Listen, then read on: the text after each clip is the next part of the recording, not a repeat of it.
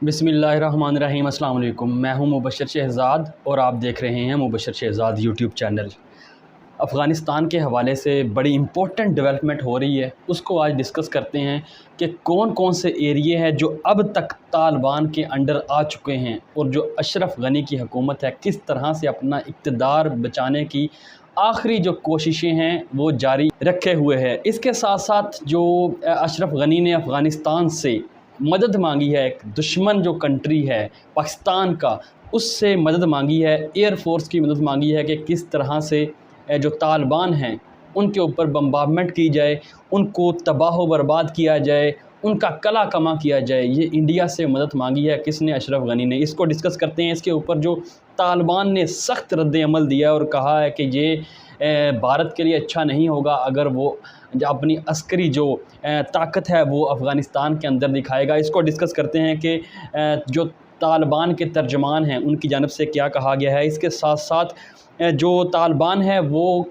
काबल जो है वो फ़तह करने के करीब तरीन है। जब मैं ये वीडियो रिकॉर्ड कर रहा हूँ, हो सकता है 48 घंटे बाद या 72 घंटे के अंदर वो काबल को भी फ़तह कर ले। जी हाँ, 34 में से 25 जो अज़ला के दारुल हुकूमत हैं वो अब तालिबान के कंट्रोल में है। इसके साथ साथ जो बाइडन, जिसके ऊपर बहुत ज़्यादा तनकीद की जा रही है कि किस तरह से इसने अपना 5000 जो ट्रिलियन रुपया वहाँ पे बहा दिया अमेरिका ने, लेकिन अमेरिका को इससे हासिल क्या हुआ वो बड़ा एक सवालिया निशान है। तो एक एक करके इसको डिस्कस करते हैं। सबसे पहले मैं आपको बता दूं कि जो नई डेवलपमेंट हुई है, जो तालिबान की जानिब से इलाके फ़तह किए गए हैं, वो आपके साथ डिस्कस कर लेते हैं। उससे पहले नए आने वाले दोस्त जो हैं वो चैनल को सब्सक्राइब कर लें ताकि करंट अफेयर के इशू के ऊपर जो भी वीडियो बने उसका टाइमली नोटिफिकेशन आप तक पहुंचता रहे। इसके साथ साथ आपने फेसबुक पेज को भी लाइक और फॉलो कर लेना है ताकि उसके ऊपर भी आपको बर वक्त अपडेट मिलती रहे। जो अफ़गानिस्तान के एक मीडिया ग्रुप है अफ़गान उर्दू मीडिया की जानिब से, वो मैं आपको बता देता हूँ कि तालिबान ने काबिल का घिराव जो है वो इस वक्त शुरू कर दिया है। जी हाँ, तालिबान ने काबिल का जो घिराव है वो शुरू कर दिया है। अफ़गान हुकूमत का कंट्रोल सिर्फ़ और सिर्फ काबुल तक महदूद रह गया है, ये भी कहना है। और इसके साथ साथ जलालाबाद पर तालिबान ने मुकम्मल कब्ज़ा कर लिया है। जलालाबाद आपको बताता चलूँ कि जब पहला दौर था आज से 20 साल पहले जब तालिबान की हुकूमत आई थी तो उस वक्त वो उसको फ़तह नहीं कर पाए थे, उनका उस इलाके के ऊपर कंट्रोल नहीं था। लेकिन ये फ़र्स्ट टाइम हुआ है कि जलालाबाद के ऊपर भी तालिबान ने कब्ज़ा जो है वो कर लिया है। उज़्बेकिस्तान सरहद के करीब मज़ार शरीफ पर भी तालिबान ने कब्ज़ा कर लिया है। ये वही मज़ार शरीफ था जहाँ पे एम्बेसी मौजूद थी इंडिया की और पाकिस्तान के ख़िलाफ़, और एनडीएस मिल के किस तरह से साजिशें करते थे वो भी अब जो है तालिबान के कंट्रोल में है इलाका ये भी।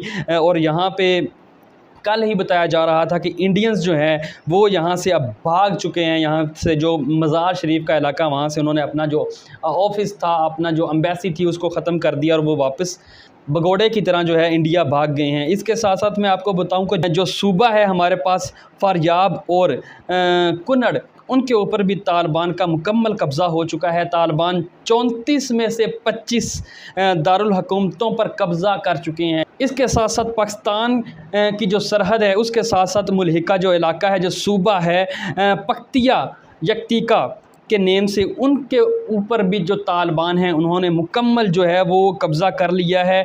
और इत्तलात के मुताबिक अफ़गान तालिबान काबल से सिर्फ 11 किलोमीटर की दूरी पर हैं। जी हाँ, 11 किलोमीटर की दूरी पर हैं काबल से।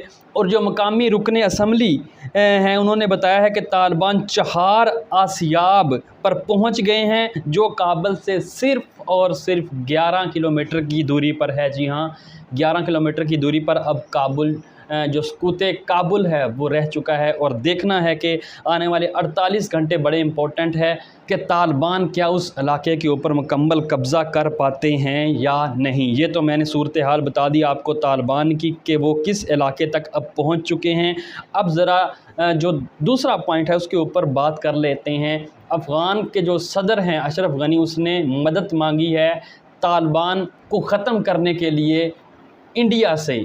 भारत से जो मदद मांगी गई है उस हवाले से जो इंडिया का चैनल है ANI न्यूज़, उसके ऊपर इंटरव्यू देते हुए जब उनसे क्वेश्चन किया गया, जो तालिबान के तर्जमान हैं उनका नेम मैं आपको यहाँ पे बताता चलूँ। सुहेल शाहीन साहब जो कि तालिबान के तर्जमान हैं, उनको वहाँ पे जब लिया गया तो उनसे क्वेश्चन किया गया, आप फ़ौजी किरदार से क्या मुराद लेते हैं? अगर वो अस्करी तौर पर अफ़गानिस्तान आते हैं और इनकी मौजूदगी मेरे ख़्याल में ये इनके लिए अच्छा नहीं होगा। ये वार्निंग जारी की गई है तालिबान के जो तर्जमान हैं सुहेल शाहीन की जानब से। इसके साथ साथ उन्होंने मज़ीद जो इसमें कहा, अगर इन्होंने किस्मत देखनी है तो बेशक आ जाएं, हम वेलकम करेंगे। जिस तरह से इन्होंने कहा कि दूसरे ममालिक कि अफ़गानिस्तान में फ़ौजी मौजूद हैं, लिहाजा इनके लिए ये खुली किताब है। जी हाँ, नेटो के जितनी अफवाज हैं उनको शिकस्त मुकम्मल तौर पर हुई और वो जा रहे हैं, तो इंडिया क्या बिगाड़ लेगा इनका?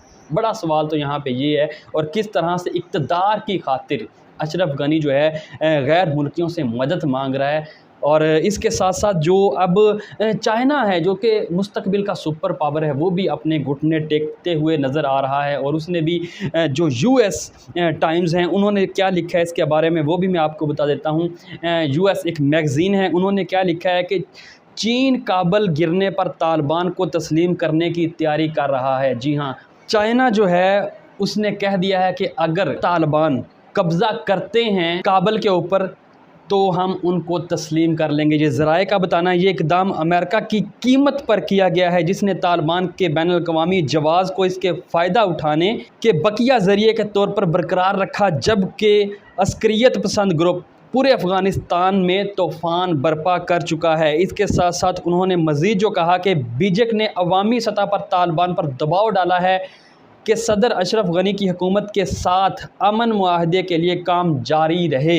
ऐसा नतीजा जो चीन हकीकी तौर पर पसंद करता है और अमेरिका ने बढ़ती हुई उजलत के साथ दबाया है। ताहम चीन के नए फ़ौजी और इंटेलिजेंस के जायज़ों ने अफ़गानिस्तान में ज़मीन पर मौजूदा हक़ाइक़ के बारे में चीनी कम्युनिस्ट पार्टी जो है उनके रहनुमाओं को उनके बारे में आगाह कर दिया है कि हमें इनके साथ भी नेटवर्क जो है, अपना इंटेलिजेंस जो नेटवर्क है वो बढ़ाना चाहिए। ये इक़दाम इस वक्त सामने आया जब तालिबान अफ़गान फोर्सेस को शिकस्त दे रहे हैं। तो ये वो सूरत हाल अब नज़र आ रही है कि चाइना भी घुटने टेकने पर मजबूर हो चुका है। दूसरी तरफ अफ़गान तालिबान जो है उन्होंने इंडिया को भी जो है वो ख़बरदार कर दिया है कि अगर आप अस्करी क़यादत के साथ वहाँ पे आते हैं तो इनका भी वही हाल होगा जो सुपर पावर की फ़ौज के साथ हमने किया है। जी हाँ, एक तरफ जदीद तरीन असलहा, टैंक, जहाज़ और एक तरफ निहत्ते ये लोग जिन्होंने ये साबित कर दिया कि अगर आप कोशिश जारी रखते हैं तो उसका नतीजा आपको एक दिन ज़रूर मिलता है। तो ये वो सारी डेवलपमेंट थी तालिबान के हवाले से, अमेरिका के हवाले से जो मैंने आपके साथ डिस्कस की है। जैसे ही कोई नई अपडेट आएगी, 48 घंटे बड़े इंपॉर्टेंट बताए जा रहे हैं कि 48 घंटों में फ़ैसला हो जाएगा कि काबुल जो है वो किसका है और वहाँ पे हुकूमत किसकी होगी। ये आने वाले 48 घंटों में अब पता चलेगा। नाज़रीन, ये वो सारी सिचुएशन है जो मैंने आपके साथ डिस्कस की है। जैसे ही कोई नई इन्फॉर्मेशन आएगी वो भी आपके साथ डिस्कस करेंगे। तो आपने चैनल को सब्सक्राइब कर लेना है, साथ बेल आइकन को भी क्लिक कर लेना है ताकि जैसे ही कोई वीडियो अपलोड हो उसका टाइमली नोटिफिकेशन आप तक पहुंचता रहे। अपने दोस्तों का ख्याल रखिएगा। मुझे इजाज़त दीजिए। अल्लाह हाफिज़।